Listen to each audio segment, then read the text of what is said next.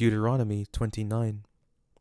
These are the words of the covenant which Yahweh commanded Moses to make with the children of Israel in the land of Moab, in addition to the covenant which he made with them in Horeb. Moses called to all Israel and said to them, Your eyes have seen all that Yahweh did in the land of Egypt to Pharaoh, and to all his servants, and to all his land, the great trials which your eyes saw, the signs and those great wonders. But Yahweh has not given you a heart to know, eyes to see, and ears to hear, to this day. I have led you 40 years in the wilderness. Your clothes have not grown old on you, and your sandals have not grown old on your feet. You have not eaten bread, neither have you drunk wine or strong drink, that you may know that I am Yahweh your God.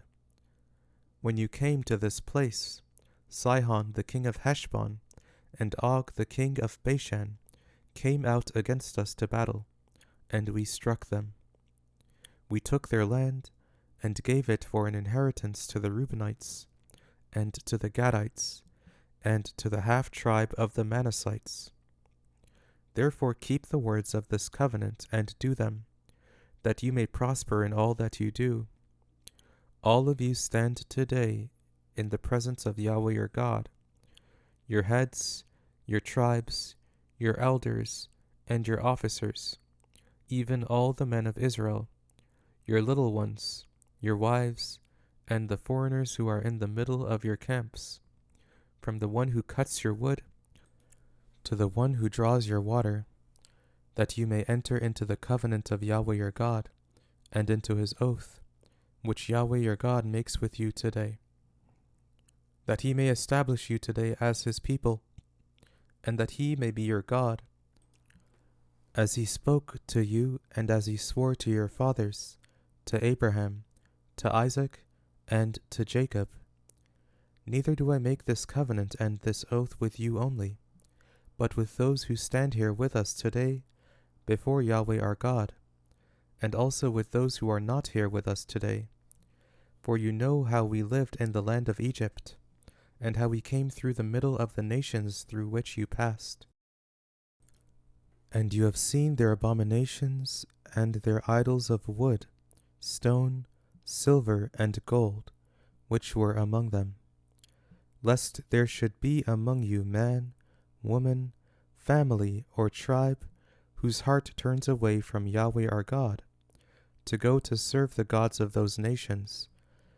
Lest there should be among you a root that produces bitter poison, and it happen, when he hears the words of this curse, that he bless himself in his heart, saying, I shall have peace, though I walk in the stubbornness of my heart, to destroy the moist with the dry.